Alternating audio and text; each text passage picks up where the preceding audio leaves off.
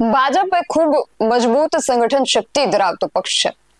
અત્યારે ગુજરાત વિધાનસભાની લગભગ 156 બેઠકો પર અને લોકસભાની 25 બેઠકો પર ભાજપનું શાસન છે. એવું પણ કહેવાય છે કે કેન્દ્રમાં જેની સરકાર હોય એ જ પક્ષ રાજ્યમાં પણ સત્તા ધરાવતો હોય તો વધુ સરળતાથી કાર્યો પાર પડી જતા હોય છે. પણ પક્ષના ચૂંટાયેલા પ્રતિનિધિઓ જ એકમત ન હોય તો શું હેરાન તો પ્રજા જ થવાનું. આવું જ કંઈક થઈ રહ્યું છે આપણા નર્મદા જિલ્લામાં, જ્યાં ભાજપના સાંસદ અને ધારાસભ્ય આમને સામને આવી ગયા છે. શું છે સમગ્ર વિગત જાણીએ આ અહેવાલમાં. જય હિન્દ, BSI TV ન્યૂઝ પર આપની સાથે હું છું નિધિ ગઢવી. નર્મદા જિલ્લામાં મહાત્મા ગાંધી રાષ્ટ્રીય ગ્રામીણ રોજગાર ગેરંટી યોજના એટલે કે મનરેગા જ છે તેની હેઠળના ટેન્ડર મુદ્દે ભાજપમાં જ આંતરિક વિખવાદ સામે આવ્યો છે. એક તરફ નાંદોદના ધારાસભ્ય ડોક્ટર દર્શનાબેન દેશમુખ ઓછા ભાવોના કારણે રીટેન્ડરિંગની માંગણી કરી રહ્યા છે, તો બીજી તરફ ભરૂચના સાંસદ મનસુખ વસાવા વર્ક ઓર્ડર તાત્કાલિક આપવાની રજૂઆત કરી રહ્યા છે. અને એક જ પક્ષના આ બંને નેતાઓના મતમાં વિરોધાભાસ જોવા મળતા રાજકારણ જે છે એ ગરમાયું છે. ધારાસભ્ય દર્શનાબેન દેશમુખે રાઘવજી પટેલને પત્ર લખ્યો છે, જેમાં તેમણે એવું કહ્યું છે કે મનરેગાના ટેન્ડર માટે એજન્સીઓએ માર્કેટ અને શેડ્યુલ ઓફ રેટ કરતા 50 થી 60% ઓછા ભાવ કર્યા છે. તેમણે શંકા વ્યક્ત કરી છે કે આટલા નીચા ભાવે કામ માટે માલ સામાન પહોંચાડવો શક્ય નથી. અને તેમનું એવું પણ કહેવું છે કે આનો હેતુ ભવિષ્યમાં નાણાકીય ઉચાપત કરવાનો હોઈ શકે છે. એટલા માટે તેમણે આ ટેન્ડરો મંજૂર ન કરવા અને ફરીથી ટેન્ડર પ્રક્રિયા હાથ ધરવા માટે વિનંતી કરી છે. તો સામે સાંસદ મનસુખ વસાવાએ નર્મદાના DDOને પત્ર લખીને આ મુદ્દે વિરોધ વ્યક્ત કર્યો છે. તેમનું કહેવું છે કે ટેન્ડર પ્રક્રિયા પૂર્ણ થયાને 4 મહિના વીતી ગયા હોવા છતાં વર્ક ઓર્ડર આપવામાં નથી આવ્યા.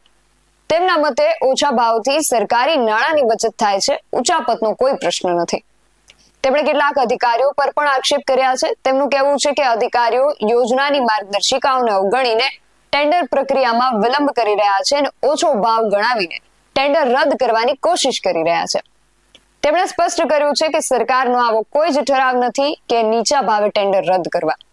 સાંસદે ભારપૂર્વક એવું જણાવ્યું છે કે કામની ગુણવત્તા જાળવવાની જવાબદારી અધિકારીઓની છે, પરંતુ તેઓ પોતાની જવાબદારીમાંથી છટકી રહ્યા છે.